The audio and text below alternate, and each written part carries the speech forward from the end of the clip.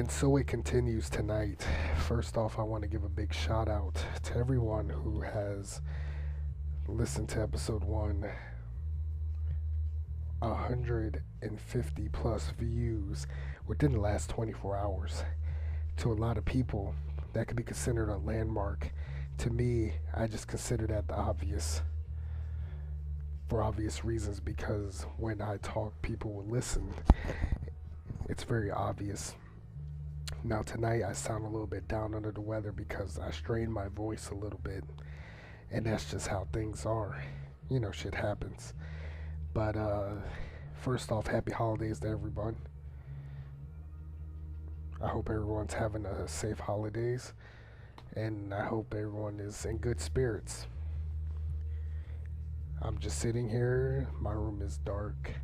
I got the black lights on and playing a little bit of I guess you can call it house music. Most people consider that awkward, homosexual, less of a man type music, because you only hear it at nightclubs, and you gotta have multicolored hair to fit the genre of that type of music in terms of looks. That's bullshit. At least in my world, I think so. A lot of other stuff has been going on. I've already missed the gym for the past 2 days, so I feel a little bit agitated right now. I didn't get a chance to go yesterday for obvious reasons, and my mind was just too drained to go today because I've never felt so calm in a long time, to where when it comes to a smile, it'll have to take a jackhammer to chisel off my face because it's that intense. And something like that, you don't see or hear that often, so it's always a good thing. I noticed a lot of people lately have been giving a lot of advice to me on how to handle my situations in life. I appreciate them, but that doesn't mean I'll take it in and use it. So please, for anyone who's giving me advice on my life, it's not going to work, because you don't know how my life is at this point. It's no surprise I'm a wrestling fan. It's no surprise I love going to the gym. It's no surprise I love older women. It's been like that since I was a little kid. Because I think one of the main questions people ask me, they say, Mike, what got you into having an obsession for Asian women? Well, first off, I don't call it an obsession. That's just I guess you could say a heavy interest in terms of a woman. And that's just how it's always been. But it started as a little kid, right before WCW Saturday Night would come on. Connie Chung would be on TBS News or CNN, either one. And it's funny because my parents thought, oh, he's so eager to learn about what's going on in the world. No, I just wanted to sit and watch Connie Chung because I thought she was the most beautiful Asian woman in the world. Growing up, living in military housing, we had some TV shows on Comcast that other people didn't have. I was one of the lucky people in my generation to watch ECW before they invaded WWF. And I remember seeing this one Asian, and I knew off the bat she was Korean. She went by the name of Kimona Wanalea, which pretty much, if you say it slow, it sounds like it says, come on, you wanna lay me. And I thought she was like the most hottest woman I ever met. I had like the hugest crush on her. And the funny part is, I actually contact her from time to time on Facebook. And I remember mentioning that to her, and I guess she gets a good kick out of it instead of the usual, wow, he's a creepy fan type feel. So that's always a good thing, to say the least. So it's always been like that growing up. The majority of women I dated have been Asian. I've had a white girl here and there, and only one Latin woman. Um, I mean, that's just my preference. I don't want to say that I am trying to pretend I'm Asian. I'm real big on the Asian culture. You know, I respect them because out of all the races, to a point, black people respect me, but they don't know what race I am half of the time. Mexicans, they think I'm one of them, but they pretty much give you that shallow personality. And I guess because most of them have like hot daughters or hot sisters or to a point hot moms. But mostly Asians have given me that respect, and I guess I don't know if it's my presence or I'm not sure. But that's just how it is. And I remember hearing another person that I reference to at times. She's a comedian by the name of Tina Kim, who is another beautiful woman. She refers to the men who are obsessed with Asian women as Asian profilers. The funny part is, a town like Buford, there's tons of them, Asian profilers, because the majority of Asian women we have in this town, to me, are Filipinos. You might see Vietnamese here and there. You might see Chinese. You might see, you know, Japanese. You'll probably see like a handful of Japanese. But I just think it's interesting how many that they are that has like this obsession. And I wouldn't call my interest in Asian women an obsession by all means. Uh, there's just something about them I like, you know. And it's pretty interesting how the three women that just stuck out in my mind, I know one I've never met, Connie Chung, obviously, but the other two I've contacted, and I consider them people I would consider very highly. There's various other Asian women that know me on Facebook and contact me. Uh, they probably have that same vibe about me too. But recently, for some strange reason, I've had an interest in female fitness models. And for those of you who have seen on Facebook my WCW from last week or Wifey Crush Wednesday, I've had two of them that were posted. And they're not your stereotypical super ripped, muscular, you know, bodybuilders. They're like lean, they have muscles, but it's like, it's not overdone. They're at the point where they still have their sexual peak. Hell, there's a female who I know that's, you know, old enough to be my mom, and she has like a rockin' body. She's like very beautiful, and her name is Yoko-san, and she's another beautiful lady. So I kind of noticed that I know too many beautiful Asian women of different categories. You know, fitness models, wrestling fans, geeks. You know, it's interesting how it's a different variety. And mind you, that's just how I am. And a lot of people are weird to say you're a wannabe, you're a fake Asian. That's just like growing up, you know. I used to be told that I was a wannabe white kid by friends, family, parents, because of what I was interested in. Now, first off, if you're a wrestling fan and you're living in the South, you're not going to hear much rap music on TV. You're going to hear a lot of rock and roll. You know, you had guys like Michael P.S. Hayes, when you had the Fabulous Freebirds, you know, he came out the rock and roll. You know, the Steiner brothers used to come out the Guns N' Roses, you know, stuff like that. So to me, that was like normal. And then when I went into the Olympic weightlifting battlefield, you know, the radio station was on Rock 106.1, which was stationed in Savannah, Georgia, that we still to this day I hear at least once or twice during the week, as well as the radio shows. And then on top of that, I've just let my tastes expanded, even when I was a little kid. Because one of the main cartoons I loved watching, it wasn't Bugs Bunny, it wasn't Captain Planet, it wasn't all these other shows. I just love watching Beavis and Butthead.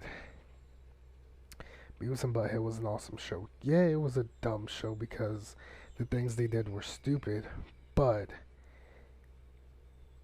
it was all about the music too. I enjoyed the music that they played. I loved the selection they had. You know, it made me listen to groups like Soundgarden and Van Halen, and I'm talking about the not the Sammy Hagar era, but you know, David Lee Roth and all these other guys, and Pearl Jam and Nirvana and Motorhead and all these other bands, Korn. You know, these are when I was listening to them and during that time frame. It's a who's, and that's just how it was. And I thought the best investment MTV had was MTVX, which played like rock and different sorts of metal and grunge for 24 hours. That's like a rock fan's dream, and they took it down because so many people complained about it because they wanted to put the blame on all the school shootings on rock music and heavy metal. We get people don't listen to different leaders, civil rights leaders, that mention how much rap is ruining the inner city and stuff like that. But that's just my opinion. I'm not the big rioting political type person. It gets me nowhere. I mean, if I was president right now, the United Nations office, our meetings would look like something you see on that movie, The Players Club. I just have like women dancing around shaking it. I bet you there would be world peace if something like that happens. I guarantee it. If I had that type of power, we wouldn't have all these things going on. There wouldn't be poverty because everybody would be playing it straight. Everybody would plan, and we just work as one giant superpower. Personally, I think it can be done. I mean, look at the current job I work at. It used to be a rough middle school, and it's still rough around the edges, but now ever since it was renamed an international academy, it does have that ethnic feel to it. If anything, it reminds me of, and I know I compare life to pro wrestling, forgive me, but also get over it if you don't like it. It reminded me of the NWA Tag Team Title Tournament in 1992 because you've had all these tag teams that represented different countries, and I thought it was funny because you had the Malenko brothers represent Romania, and I thought they were Italian, and then you've had Jushin Thunder Liger, who was teaming with Flying Brian, they were representing America, knowing Liger's from Japan, and Steve Williams and Terry Gore represented Japan because that's where they were staying at the time. And I thought the most oddest combination to me was there were the tag teams from the Dominican Republic called the Headhunters. Now, let's face it, we know how Dominicans look. They were pretty much two white guys in masks. I thought that was like the dumbest shit I ever seen. I kid you not. I was like, what are these guys doing? And they couldn't wrestle. I mean, they sucked. That just made the Dominican Republic look bad. I mean, you could replace that tag team with, Puerto Rico and just brought in, Hercules Ayala and Carlos Colon. I'd rather taken them any day. And I noticed there was no Mexican tag teams either in that tournament, so that was kind of bad too. Hold up, yeah, there was. There were the Silver Kings, but nobody really cared. I mean, we ended up seeing one of them later on in WCW, and even then, people's reaction was, "We still don't care." It's Silver King. What? He's a cowboy character. You know how many cowboy characters they had during that time frame? I could have been a cowboy character. It wouldn't be a good review, but hey, I bet y'all wouldn't stop watching it though, just to see what this dumb guy's gonna do next. Look at this dark-skinned cowboy. What is this? Blazing Saddles all over again? Gosh. It's interesting what I could be talking about right now that comes at the top of my mind if I put my mind to it. And for those who are noticing the frequent pauses, that's because I kept getting text messages from my better half, which ever since I expressed myself yesterday, I guess we're both on good terms. I don't know. And to a point, I hate to say it, it's something I'm not going to stress over either because, like I said, we all need to be happy in life.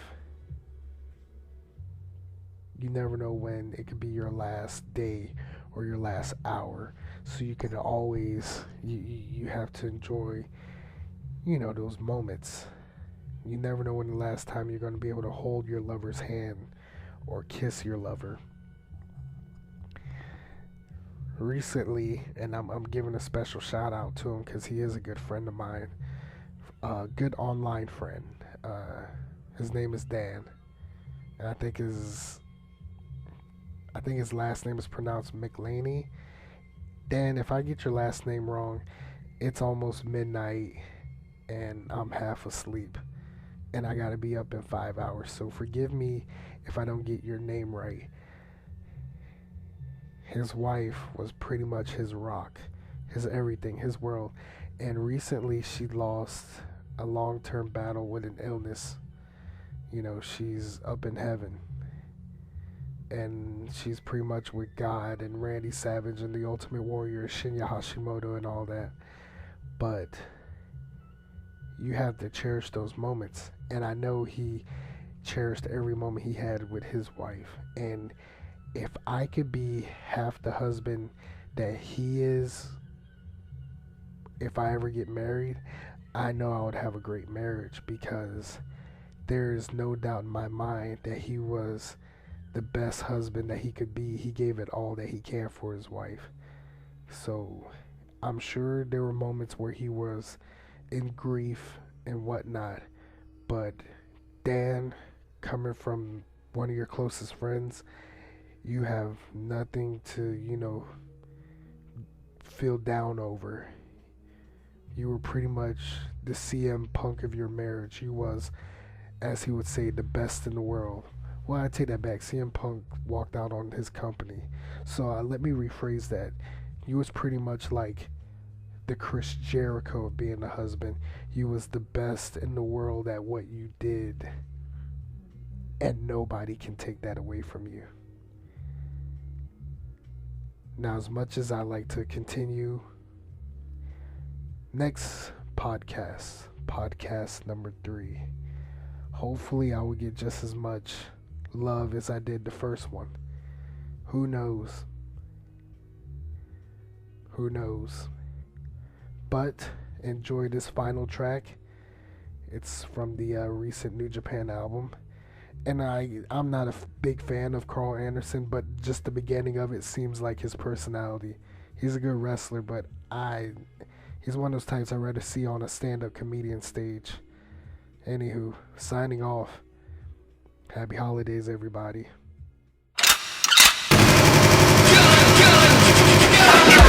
With big stacks, ketchup, Big Macs, extra cheese, extra sauce. Get in line, cause I'm a boss. I'm sick, please trick.